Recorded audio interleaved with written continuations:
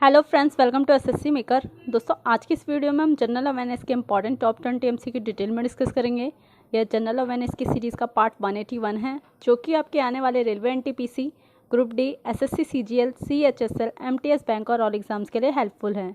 ये क्वेश्चन हर competitive exams में बार बार पूछे जाते हैं और बार बार रिपीट होते हैं। सारे ही क्वेश्चन इंपॉर्टेंट है, इसलिए वीडियो अंत तक जरूर देखिएगा और सभी क्वेश्चन से रिलेटेड एक्स्ट्रा फैक्ट भी जानेंगे। तो चलिए स्टार्ट करते हैं हमारा फर्स्ट क्वेश्चन। उससे पहले दोस्तों आज का थॉट जान लेते हैं। आज का थॉट है, you don't have to be great to start, but you have to start to be great. दोस्तों, इसका मतलब ये है कि आपको शुरू करने की आवश्यकता नहीं है, लेकिन आपको महान बनना शुरू करना होगा। तो चलिए चलते हैं हमारे फर्स्ट क्वेश्चन पर। हमारा फर्स्ट क्वेश्चन है, भारतीय स्वतंत्रता संग्राम के दौरान समाचार पत्र यंग इंडिया को किसके द्वारा प्रकाशित किया गया था? तो दोस्तों वह थे महात्मा गांधी। दोस्तों, यंग इंडिया मुंबई से जो है साप्ताहिक के रूप में प्रकाशित होता था और 7 मई 1919 से ये अहमदाबाद से साप्ताहिक रूप में प्रकाशित होने लगा। और इसके प्रारंभिक संस्करणों में जमुना दास, द्वारका दास और शंकर लाल बैंकर जो है इनके संपादक रहे। दोस्तों, 8 अक्टूबर 1919 में जो है यंग इंडिया के संपादक कौन बने थे? तो वह थे महात्मा गांधी। याद रखिएगा। नेक्स्ट क्वेश्चन पे चलते हैं। हमारा नेक्स्ट इंपॉर्टेंट क्वेश्चन है, महात्मा गांधी द्वारा भारत छोड़ो आंदोलन किस वर्ष में शुरू किया गया था? तो दोस्तों वह शुरू हुआ था 1942 में।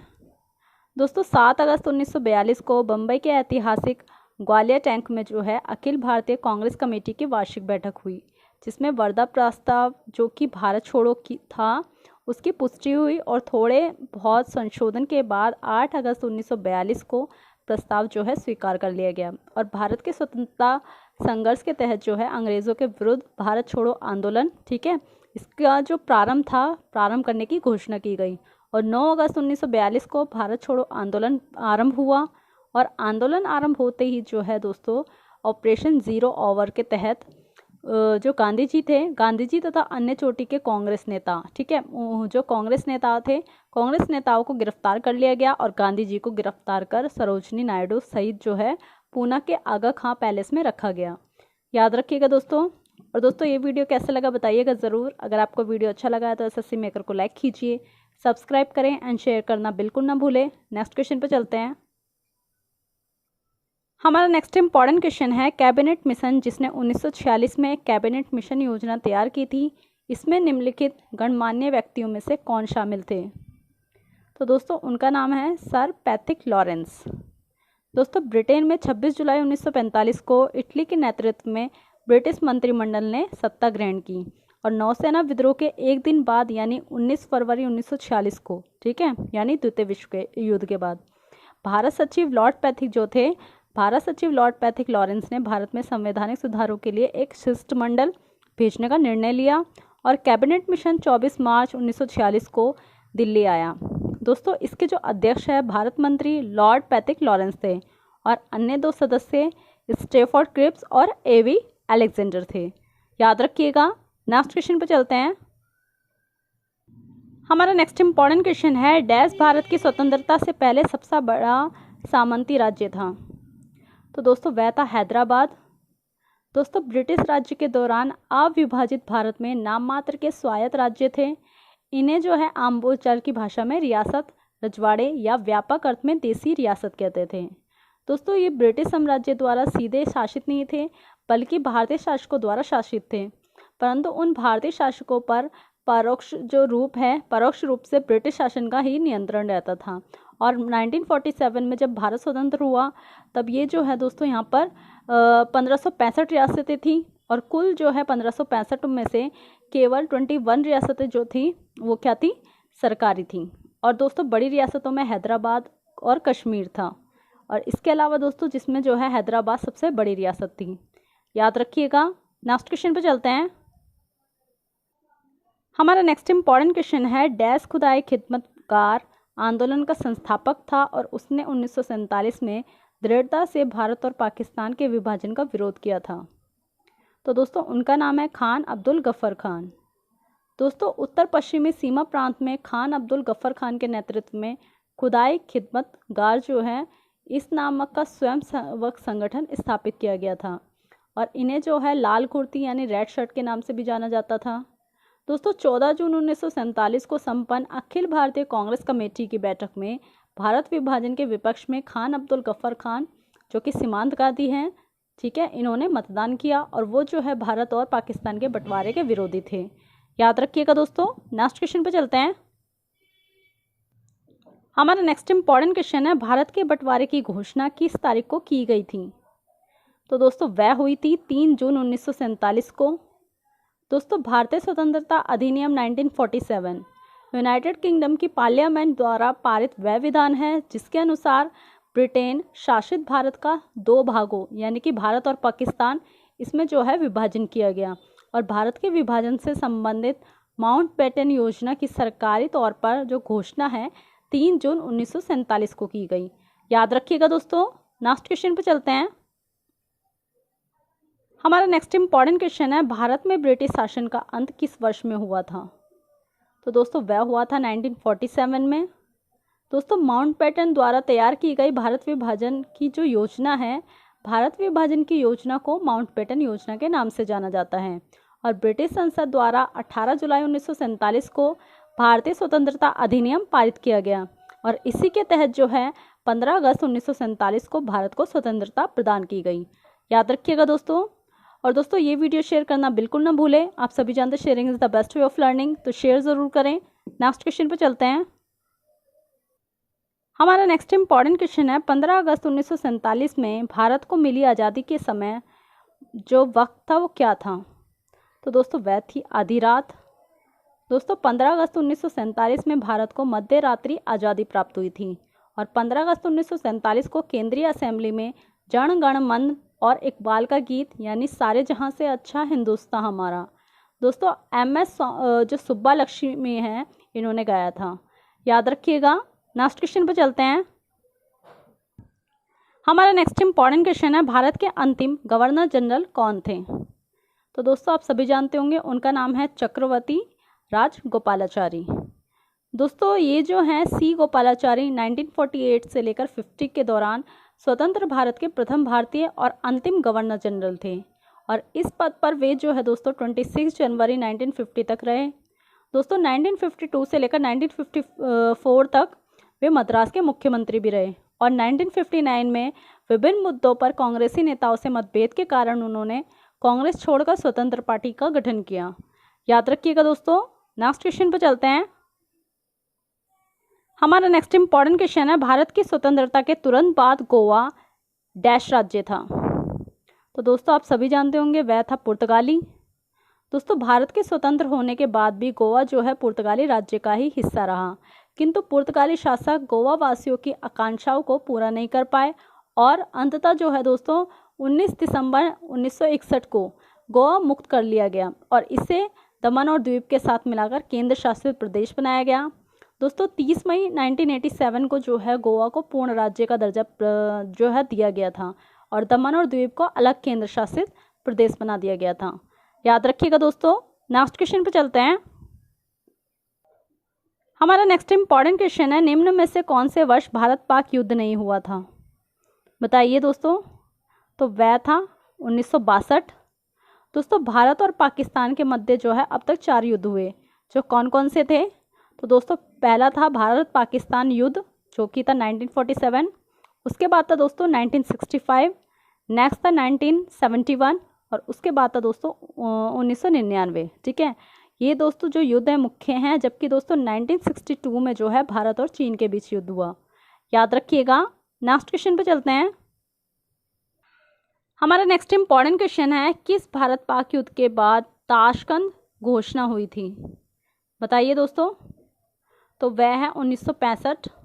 दोस्तों संयुक्त राष्ट्र के निर्दिष्ट संघर्ष विराम के बाद जो है 1965 भारत पाक युद्ध जो है दोस्तों समाप्त हुआ और ताशकंद घोषणा को जारी किया गया। दोस्तों जो ताशकंद घोषणा है, ताशकंद घोषणा पत्र पर पाकिस्तान के राष्ट्रपति आयूब खान और भारत के प्रधानमंत्री लाल बहादुर शास्त्री ने सभी विवादों का द्विपक्षीय वार्ता के माध्यम से हल निकालने और शांति से जीवन जीने के प्रयास हेतु हस्ताक्षर किए थे और दोस्तों इस समझौते पर जो है 10 जनवरी 1966 को घोषणा पत्र पर हस्ताक्षर किए गए थे। याद रखिएगा। नेक्स्ट क्वेश्चन पर चलते हैं। हमारा नेक्स्ट इंपॉर्टेंट क्वेश्चन है, भारत और पाकिस्तान के बीच शिमला समझौता 1972 से पहले की बैठक का आयोजन कहाँ पर किया गया था? तो दोस्तों वह हुआ था एलर्सली बिल्डिंग। दोस्तों एलर्सली बिल्डिंग जो है, जो कि शिमला में है, जो तत्कालीन सचिवालय के रूप में कार्य कर रहा था, उसके जो है समिट हॉल में जुलाई 1972 में भारत पाकिस्तान के बीच शिमला समझौता शिखर सम्मेलन का आयोजन हुआ था। और शिमला समझौता पर भारत के तत्कालीन प्रधानमंत्री इंदिरा गांधी और तत्कालीन पाकिस्तानी राष्ट्रपति जो कि जुल्फिकार अली भुट्टो हैं, इन्होंने हस्ताक्षर किए थे। याद रखिएगा दोस्तों। नेक्स्ट क्वेश्चन पर चलते हैं। हमारा नेक्स्ट इंपॉर्टेंट क्वेश्चन है, चीन की विशाल दीवार के निर्माण का श्रेय किसे जाता है? तो दोस्तों वह है क्वीन शी हुएंग। दोस्तों क्वीन जो राजवंश है उनके क्वीन शी हुएंग, जिनका जो कार्यकाल था 259 से लेकर 210 तक, ठीक है, चीन की जो विशाल दीवार है यानी ग्रेट वॉल ऑफ चाइना, इसके निर्माण में यानी शुरुआत का जो श्रेय है वो दिया जाता है इन्हें। और दोस्तों चीन की जो विशाल दीवार मिट्टी और पत्थर से बनी एक किलेनुमा दीवार है, जिसे चीन के विभिन्न शासकों द्वारा उत्तरी हमलावरों से रक्षा के लिए बनवाया गया था। याद रखिएगा दोस्तों। और दोस्तों ऐसी इंटरेस्टिंग वीडियोज़ और क्वेश्चन के लिए एसएससी मेकर को आप अपने दोस्तों के साथ लाइक कीजिए, सब्सक्राइब करें एंड शेयर करना बिल्कुल ना भूलें। हर सोशल साइट्स पेज पे कीजिए ताकि आपके साथ साथ दूसरों की भी हेल्प हो सके, तो दूसरों की भी हेल्प कीजिए दोस्तों। नेक्स्ट क्वेश्चन पे चलते हैं। हमारा नेक्स्ट इंपॉर्टेंट क्वेश्चन है, चीन में निषिद्ध शहर कहाँ स्थित है? बताइए दोस्तों। तो वह है बीजिंग में। सॉरी दोस्तों, माफ़ कीजिएगा, करेक्ट कर लीजिएगा इसे। चीन में निषिद्ध शहर यानी फॉरबिडन सिटी जो है दोस्तों बीजिंग शहर में स्थित है। और ये मिंग वंश के क्विंग वंश, जो कि जिनका कार्यकाल था 1368 से लेकर 1912 के समय, दोस्तों इनके समय में जो है एक शाही महल था और 1987 में इसे विश्व धरोहर स्थल घोषित कर दिया गया। याद रखिएगा दोस्तों। नेक्स्ट क्वेश्चन पर चलते हैं। हमारा नेक्स्ट इंपॉर्टेंट क्वेश्चन है, निम्नलिखित में से किसका निर्माण प्राचीन इनकास द्वारा किया गया था? तो दोस्तों वह है माचू पिचू। दोस्तों माचू पिचू जो है दक्षिण अमेरिका में एंडीज पर्वतों के बीच बसा इनका सभ्यता से संबंधित ऐतिहासिक स्थल है।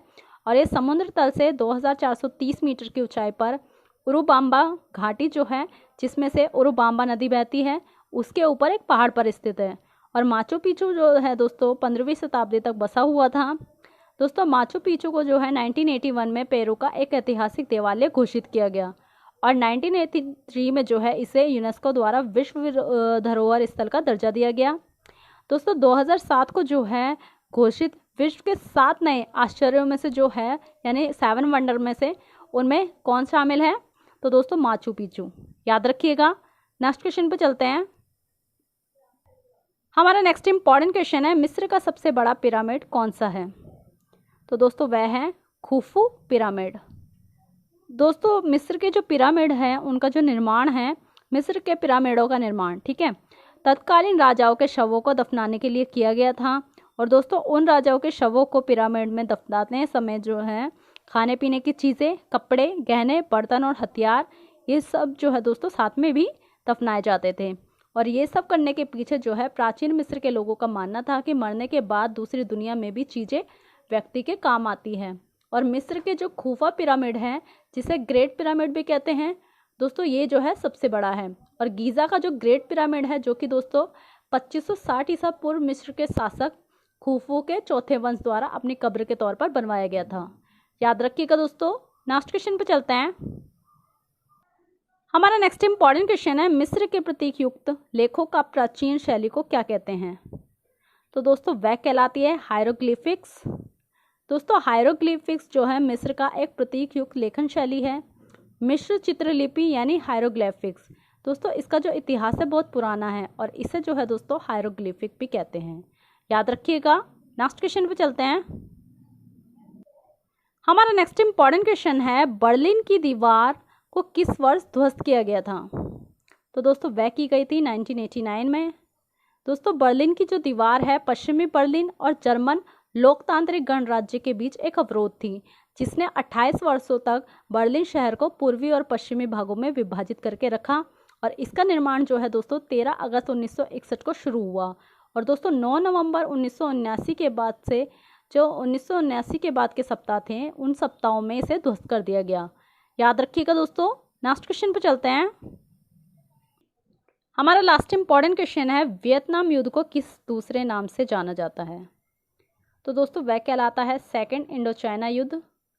दोस्तों वियतनाम युद्ध जो कि 1 नवंबर 1955 से लेकर 30 अप्रैल 1975 को शीत युद्ध काल के जो शीत युद्ध काल था, शीत युद्ध काल में वियतनाम, लाओस तथा कंबोडिया की धरती पर लड़ी गई एक भयंकर लड़ाई का नाम है। दोस्तों प्रथम हिंद चीन युद्ध के बाद जो है आरंभ हुआ था ये, और ये जो युद्ध था दोस्तों उत्तरी वियतनाम और दक्षिण वियतनाम, ठीक है, इनकी सरकार यानी यूएसए और अन्य साम्यवादी विरोधी देशों द्वारा समर्थित इनके बीच में लड़ा गया था। दोस्तों इसे जो है द्वितीय हिंद चीन युद्ध भी कहते हैं, याद रखिएगा। तो दोस्तों ये थे जनरल अवेयरनेस के important top 20 MCQ most important questions. I hope ये वीडियो आपको पसंद आया है। ये वीडियो कैसा लगा कमेंट बॉक्स में ज़रूर बताइएगा। पसंद आया तो अपने स्टडी रिलेटिव ग्रुप में शेयर ज़रूर करें, और एसएससी मेकर को लाइक, सब्सक्राइब एंड शेयर करना बिल्कुल ना भूलें। आज के लिए बस इतना ही। थैंक यू सो मच दोस्तों।